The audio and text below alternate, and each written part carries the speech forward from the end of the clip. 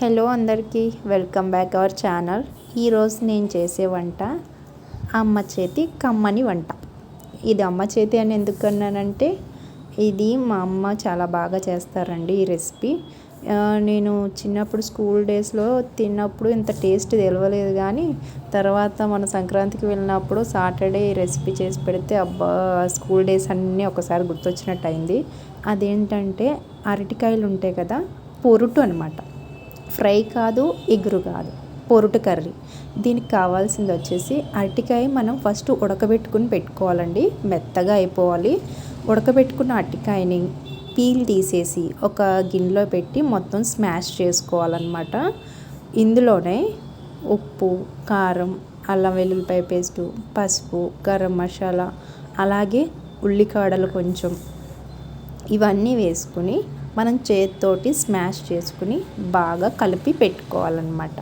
ఇవన్నీ దీనికి పట్టించడానికి ఒక 10 మినిట్స్ బాగా కలిపి పెట్టుకున్న తర్వాత మనం ఆనియన్స్ ఫస్ట్ కట్ చేసి పెట్టుకోవాలి. ఆనియన్స్ అండ్ ఉల్లికాడలు, నెక్స్ట్ పచ్చిమిర్చి. ఇందులో నేను ప్రతి రెసిపీలో కూడా వెల్లుల్లిపాయలు కంపల్సరీ వేస్తానండి. నెక్స్ట్ ఈ రెసిపీలో వెల్లుల్లిపాయ అనేది చాలా టేస్ట్ తీసుకొస్తుంది. కచ్చా పచ్చాగా దంచుకోవాలి. ప్యాన్ తీసుకుని స్టవ్ మీద పెట్టుకుని కొంచెం ఆయిల్ వేసుకోవాలి. మనం పోపు దినుసులు అనేవి యాడ్ చేసుకోవాలండి. పోపు దినుసులు ఫ్రై అయిన తర్వాత కచ్చా పచ్చాగా కొట్టుకున్న వెల్లుల్లిపాయలు కూడా తాలింపులో అనేది యాడ్ చేసుకోవాలి. నెక్స్ట్ పచ్చిమిర్చి యాడ్ చేయాలి. ఆఫ్టర్ ఆనియన్స్, ఉల్లికాడలు అనేవి కూడా మనం ఈ తాలింపులో యాడ్ చేసుకోవాలి.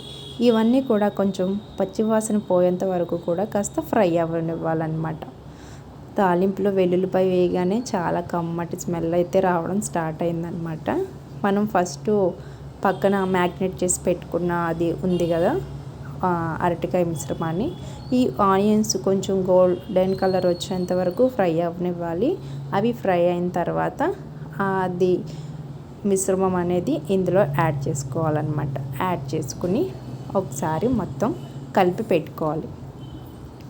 నేను స్టార్టింగ్లో పసుపు వేయడం మర్చిపోయాను, లాస్ట్లో గుర్తొస్తే అది కొంచెం యాడ్ చేసుకుని పెట్టుకుంటాను.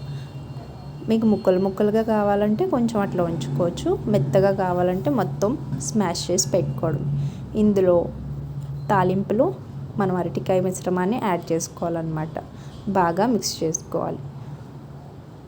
చూపిస్తున్నాను కదా స్క్రీన్లో, ఈ విధంగా మీరు మిక్స్ చేసుకుంటే మనం అట్లా కొట్టేటప్పుడు అక్కడక్కడ ఉన్న వెల్లుల్లిపాయ ఫ్లేవర్ అరటికాయకి పడుతుందండి. చాలా బాగుంటుంది ఫ్లేవర్ అది. ఇట్లా మనం స్లో ఫ్లేమ్లో చేసుకోవాలి రెసిపీ అంతా కూడా, ఎందుకంటే అరటికాయ మనం ఫస్టే ఆల్రెడీ బాయిల్ చేసి పెట్టుకున్నది కదా. ఇందులో స్లో ఫ్లేమ్ మీద అలా కుక్ అవుతూ ఉంటే చాలా టేస్టీగా ఉంటుందండి. ఇందులో సైడ్కి మీరు రసము ఆర్ పప్పుచారు కాంబినేషన్ అనమాట. వీడియో నచ్చితే లైక్ చేయండి.